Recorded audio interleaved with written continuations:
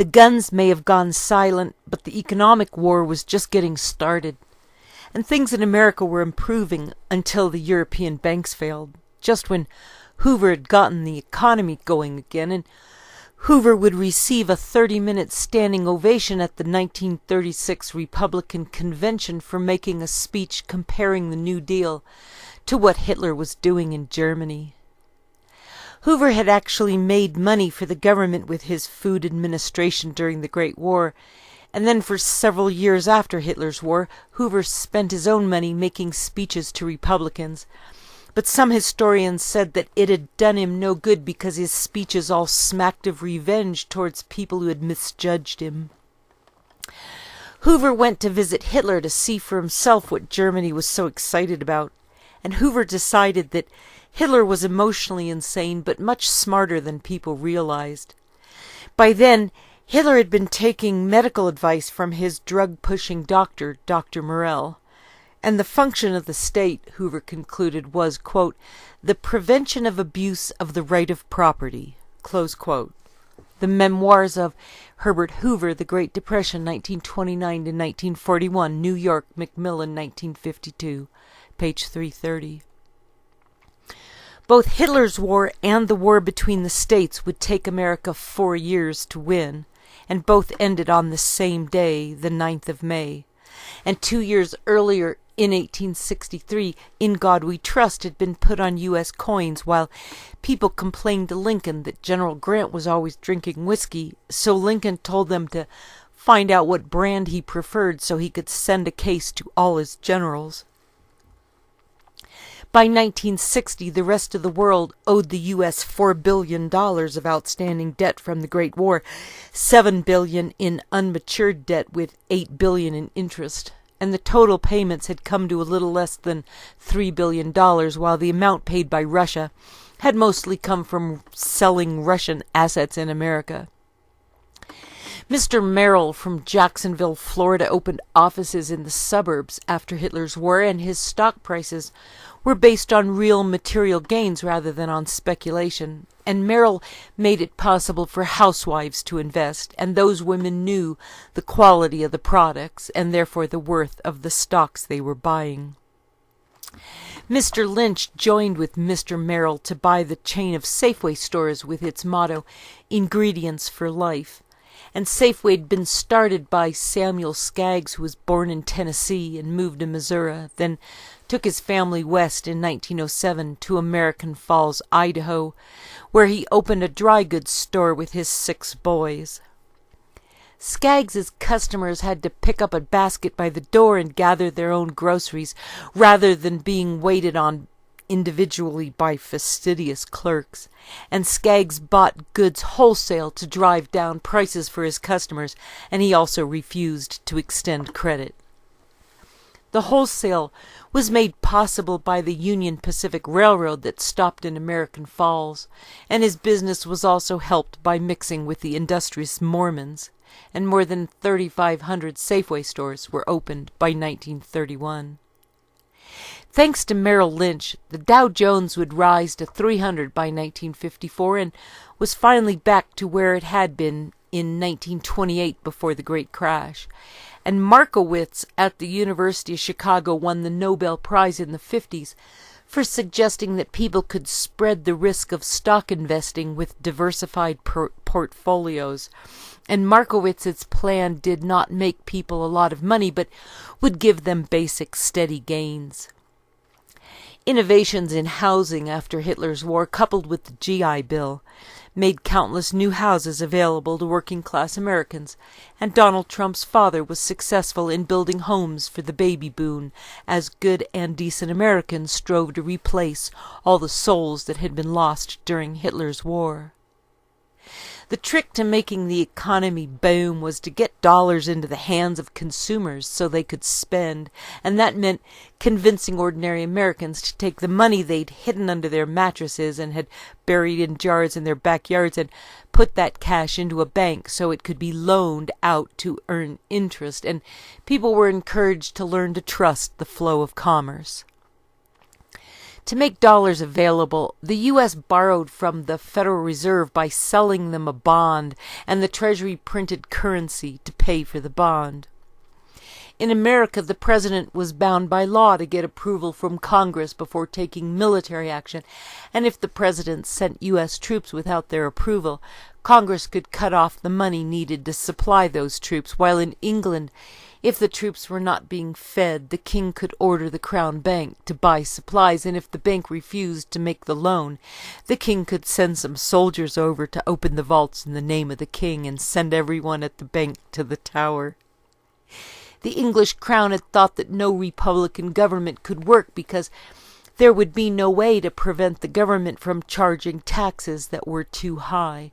So the U.S. gave sovereignty to the individual states in order to keep the U.S. government from acting like the crown, and individual states were allowed to raise their own taxes and were expected to take care of their own business. The states were not allowed to coin their own money, but were required to use U.S. currency that had become the Federal Reserve note during the Great War, and hostilities broke out 7 months after the emergence of the new Fed currency. During the German Spring Offensive, or Kaiserschlacht, in March of 1918, Samuel Walton was born on a farm in Oklahoma, and then Walton's family moved to Missouri, where young Sam became the youngest Eagle Scout in the history of the state of Missouri. Sam Walton went to college and joined ROTC and waited tables, and he was asked to join a fraternity, and he also became president of the Bureau Bible class and was voted permanent class president. Sam Walton's grandfather's family had moved west to get away from the aftermath of the war between the states, and when Sam Walton graduated from high school in 1936, his team had never lost a football game, and Sam Walton would graduate from college with a bachelor's degree in economics in 1940. Sam Walton was working at J.C. Penney's when he joined the army for Hitler's war, but he couldn't pass the physical because there was something wrong with his heart. So he was put on a reserve list and went to work for a DuPont gunpowder factory, and then Sam was stationed in Utah, working for Army intelligence. After Hitler's war, Sam Walton borrowed $20,000 from his father-in-law and added $5,000 of his own that he'd saved from the army, and he started by buying a Ben Franklin 5 and dime store, and then he bought more Ben Franklin chain stores, and in a few years, Sam was able to pay back the loan from his father-in-law. Sam Walton changed the world of business by keeping track of product inventory using a computer rather than counting things by hand on the shelves, and he moved to Bentonville, Arkansas, and allowed his customers to take what they wanted from his shelves instead of having a clerk do it for them, just as the customers at Safeway had been doing. Sam Walton bought more stores in Missouri and Kansas, and he bought merchandise in large volumes and stored the overstock so he could sell at low prices, and he made $1 million in his first year, and then Sam Walton went into the banking business so he could loan himself more money. The first store to be called a Walmart was on West Walnut Street. And by the time the Beatles broke up, there were 32 Walmarts, and Sam Walton was $2 million in debt. Going public on the stock market allowed 100 more Walmarts to open every year, and electronic banking by computer would further the success of Walmarts by bypassing the challenge of getting actual dollars into the hands of shoppers. The Mark I computer, built in 1943, had been able to do 3 additions per second, and its mechanical switches sounded like a room full of people knitting. And by 1946, ENIAC could do 4,500 additions per second, and by 1972, computers could do 1,000,000 additions per second. Walmart rode the wave of business triumph along with the growth of computer banking, and in 2008 the money supply would be cut by 40% without touching a single paper dollar.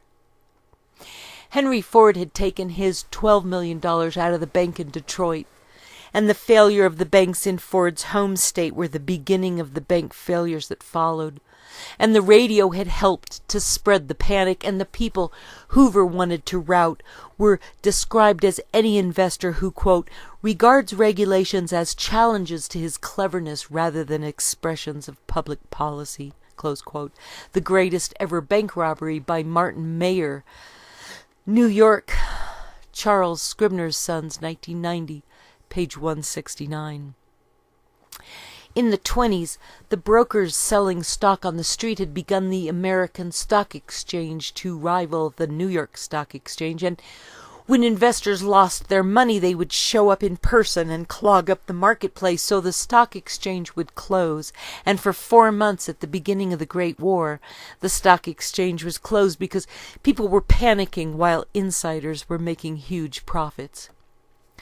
Hoover thought that FDR and the Democrats scared people more than the failing banks because they thought the Dems would spend all their money and raise their taxes, and they thought that the Dems would lend money to their shady neighbors who had no plan to pay it back. Most of all, people were afraid that the big government who'd brought on the Great War would come to grind them up again, and so to keep their money away from the government, they took their cash out of the banks and put it under their mattresses. Before the Great War, every household employed a handyman and a kitchen helper and a cleaning lady who did laundry, and after Hitler's war, the American family emerged as the primary economic unit, and the transition had begun after the Great War, when people simply could no longer take orders from people claiming to be their betters, since the war had been caused by these betters, and people now knew that those claiming superiority were clearly insane, or at best incompetent. The world of business experienced an equal quantum evolution from the days when factory owners thought that union workers were lazy, vicious people out to bankrupt them, while they treated their chauffeurs and other servants with kindness and respect. The Fed cut the money supply by 30% in 1928. And people who had money hidden under their mattresses enjoyed their cash being worth more for a while, and Britain defaulted in 1928 by refusing to pay America, claiming that Germany was refusing to pay in gold. The U.S. had been loaning money to Germany, and Britain would not borrow to pay America, and American banks started calling in loans in order to stay in business, now that there were no repayments coming from the British. The American Red Cross didn't come and serve coffee in Harlan County, although one Red Cross warehouse was broken into by the unemployed so they could help themselves, and Hoover donated $2,500 out of his own pocket while Quakers went into Harlan County and weighed the children to measure their decline.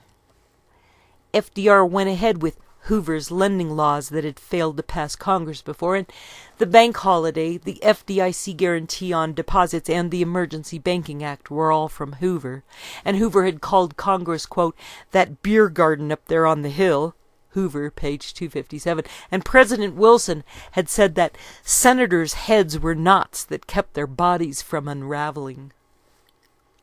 Most of the money for relief during the Great Depression came from the Rockefellers, while Stalin was busy purging the Red Army of anyone who had ever cooperated in any form or fashion with Britain, and the British were busy making deals with Poland over the coal trade, and Hassel, the German ambassador to Rome, was fired on the 4th of February in 1938 and began to conspire with the British to overthrow Hitler.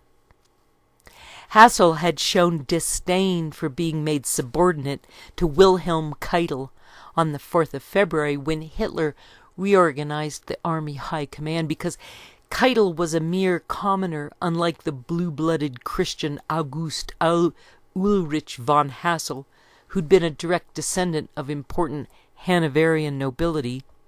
And Hassel also sported a considerable dueling scar. In August of 1939, Hitler made a pact with Stalin that was a deal, splitting Poland in half between them and giving the port of Danzig back to Germany, and 1939 had been the summer of peace in Paris. And when I came to the Ritz Hotel on the Place Vendôme, I found that the Ritz was very much the same.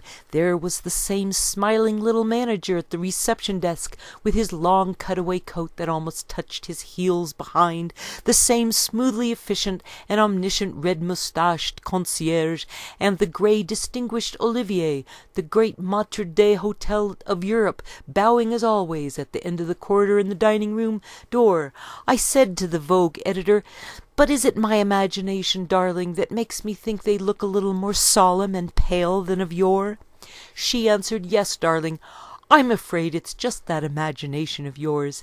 And from the smells of fur and perfume, and the sounds of high bird-babble voices, which when you close your eyes sound like the noises you hear as you're just going under ether, I saw right away that the guests at the Ritz were the same sort of guests that they had always been.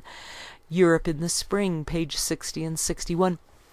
Hitler moved into Poland in the first week of September in 1939, and Britain and France declared war on Germany, and by the end of the month the Gestapo were given extraordinary police power to keep the Jew communists from doing any further damage to Germany. Hitler gave Mussolini permission to go into Greece in October to keep the British there busy, while planning Rommel's North African adventure to keep the British from seizing the Suez Canal, although it could have been a joint venture between them to exclude the Italians and the French from the global market. On the 1st of March in 1940, Sumner Welles arrived in Germany from America and spent 3 days in Berlin talking to the Nazis to find out if Britain and Germany could get along well enough to continue making payments on their debt to America. And the American president of General Motors was in Berlin at the time, wanting to do business with Germany and getting along well with them. As Sumner Welles arrived in Berlin, the British announced they were cutting off shipments of German coal to Italy through Rotterdam, hoping to force the Italians to buy coal from England, and Hitler told Italy that he was unimpressed because he could make all the coal deliveries to Italy by railroad. Hitler received me near the door. He greeted me pleasantly. Hitler was taller than I had judged from his photographs. He had in real life none of the ludicrous features so often shown in his photographs. He seemed in excellent physical condition and in good training. His color was good, and while his eyes were tired, they were clear. He was dignified both in speech and movement. His voice in conversation was low and well modulated. It had only once during our conversation of an hour and a half the raucous stridency which is always heard in his speeches, and it was only at that moment that his features lost their composure. He spoke with clarity and precision, and I was able to follow every word in German. He said that, for example, while Germany would doubtless profit by taking a considerable portion of America's industrial surpluses, an industrial country like Germany could not take any large part of America's industrial production, nor could the United States import Germany's manufactured products on a big scale. It was consequently necessary for Germany to intensify her trade relations with countries in Central and Southeastern Europe which desired Germany's industrial exports, which they themselves did not produce, in return for raw materials needed by Germany. The Time for Decision by Sumner Welles, New York, Harper & Brothers, Publishers, 1944, page 102-3 and 106. When I returned to Paris 4 days later, March 4th, 1940, my secretaries estimated that while I was in England, almost 3,000 letters had been received addressed to me by Frenchmen, and in no stereotyped form, protesting against my visit. The vast majority of these letters were written in the most violent and insulting terms. A few of them were couched in moderate words of reproach. They were all written, however, solely because, as a representative of the President of the United States, I had dared to call upon a Jew. I have lived in France, and I have known France since the time of my earliest childhood, and all of those years except during the period of the Dreyfus case, I had never found that anti-Semitism existed in France. Now, for the first time, I realized how widely the poison engendered by the Nazis had already seeped into Western Europe. It was on the morning of March 11, 1940, that I left Le Bourget for London on a plane offered me by the French government. The time for decision, page 129. After hearing from Sumner Welles, Hitler gave the order to begin Operation WESERÜBUNG, and it would not go into action until the 2nd of April, and then commence on the 9th of April in 1940. Once more the anti-Nazi plotters tried to persuade the generals to depose the leader, this time before he could launch his new aggression in the north, of which they had got wind. What the civilian conspirators again wanted was assurance from the British government that it would make peace with an anti-Nazi German regime.